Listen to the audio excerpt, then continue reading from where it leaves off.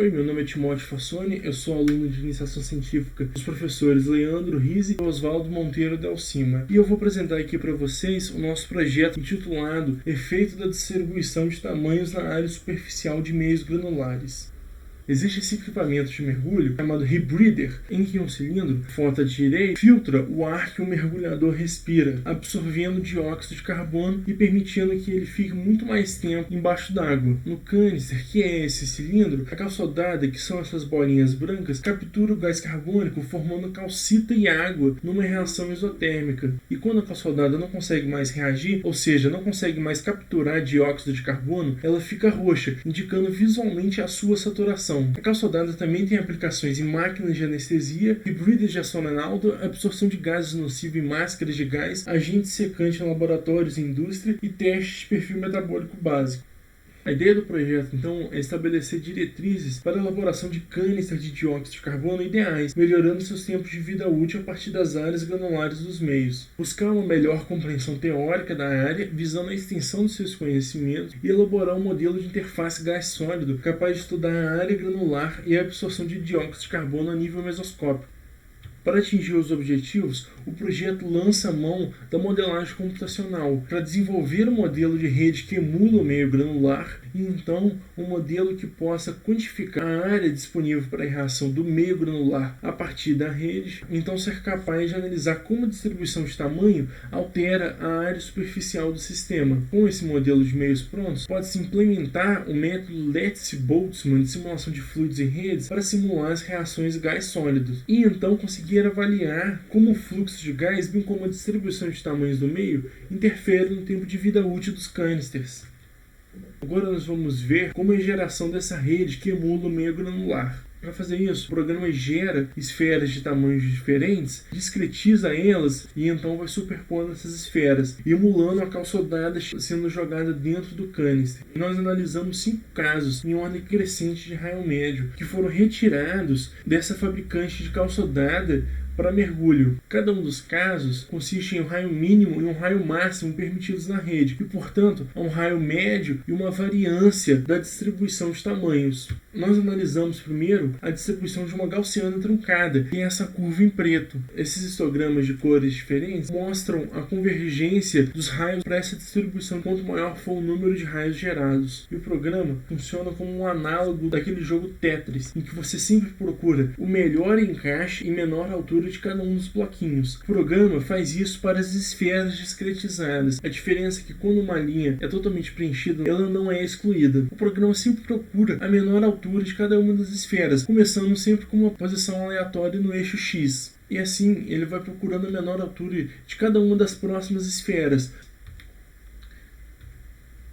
Tendo gerado o meio granular uma vez, nós podemos determinar a região de interface do sistema, isto é, aqueles sítios livres que são vizinhos de sítios de esfera. E essa vizinhança pode ser definida como uma vizinhança de Moore, que considera os vizinhos verticais, horizontais e diagonais, ou então os vizinhos von Neumann, que considera apenas aqueles sítios na horizontal e vertical. E também podemos associar uma área independente do sistema a essa rede, que corresponde à soma do perímetro de cada uma das esferas multiplicada pela escala de comprimento utilizada na rede. Isso é exatamente a área que o gás teria para reagir com cada uma das esferas se todas elas estivessem isoladas no sistema. É claro que o que interessa mesmo para a gente é a área que o gás tem de fato disponível para reação, porque a superposição das esferas retira parte dessa área independente do sistema. E essa área disponível não pode ser calculada de forma analítica, justamente por causa dessa superposição de esferas. Para isso, foi elaborado um modelo de acessos,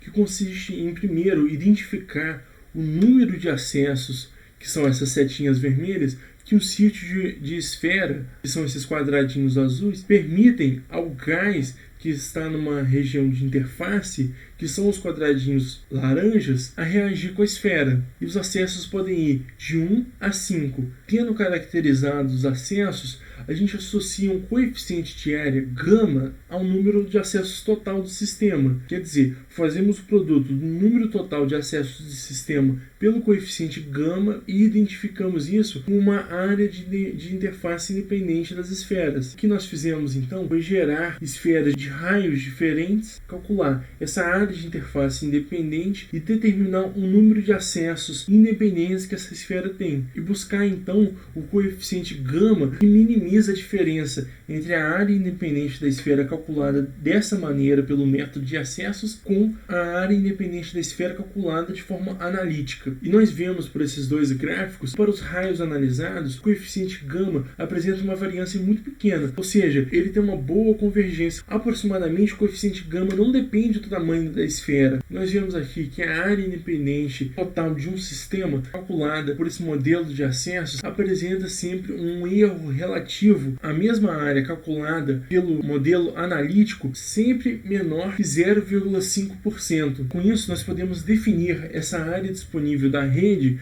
a partir do modelo de acessos. E nós vemos aí que essa área disponível, ela também cresce de forma linear com o tamanho do sistema, assim como a área independente dele. E então nós consideramos outras grandezas características do sistema, sendo a capacidade, a soma da área de cada uma das esferas contidas no sistema, o aproveitamento, a razão entre a área disponível e independente do sistema, a fração de área, a capacidade pelo tamanho do sistema, a disponibilidade, a área disponível do sistema pelo seu tamanho e a eficiência, a capacidade pela área disponível do sistema. Nós vemos aqui que a capacidade também apresenta um comportamento linear com o tamanho do sistema, de forma que cada uma das grandezas subsequentes que vamos analisar devem apresentar um comportamento assintótico, que representa uma proporcionalidade entre as grandezas. E primeiro, o aproveitamento mostra que a partir de um determinado tamanho do sistema, a área disponível para a reação é proporcional à área de interface independente. Já a fração de área, que corresponde à porcentagem de toda a área do sistema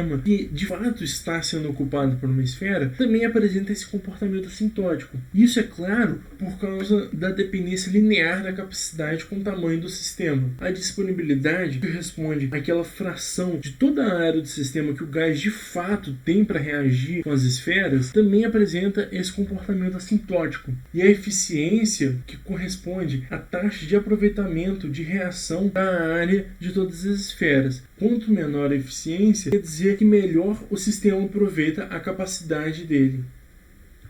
Alguns resultados que ainda estão em processo de obtenção incluem a análise de uma rede tridimensional cúbica, a análise de uma rede bidimensional circular que emula a base de um cilindro, ou seja, emula a base do canister, e simulações simples do método Letts-Boltzmann. A forma mais simples de simular o método é a partir da condição de contorno periódica, ou seja, o gás que atravessa um lado da caixa sai do outro lado. E nós podemos ver como esse degrau de potencial evolui a partir do método.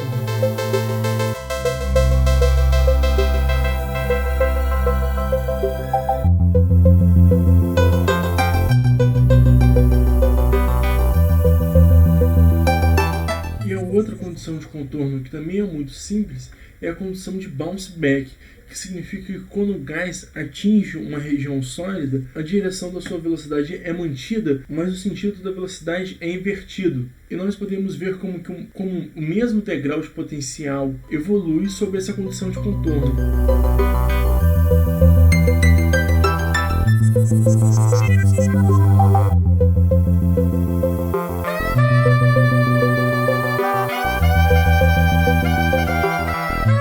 Nesse tempo, nós fomos capazes de criar um modelo para emular um meio granular, um modelo consideravelmente sólido, de fácil aplicação para determinar a interface disponível para a reação do sistema. Conseguimos caracterizar como o raio médio do sistema altera as grandezas características dele, uma distribuição gaussiana. Encontramos uma dependência simples entre a área de interface e o tamanho de um sistema bidimensional quadrado. Encontramos comportamentos assintóticos muito importantes para as grandezas de interesse físico.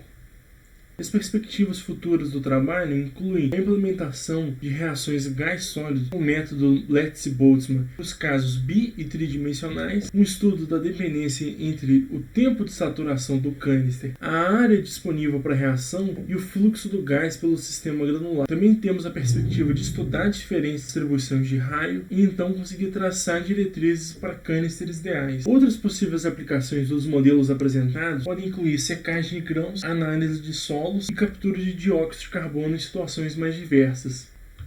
Por fim, eu quero agradecer ao meu orientador e ao meu co-orientador pela oportunidade de trabalho e a paciência que tiveram comigo, e Fapemig pelo apoio financeiro.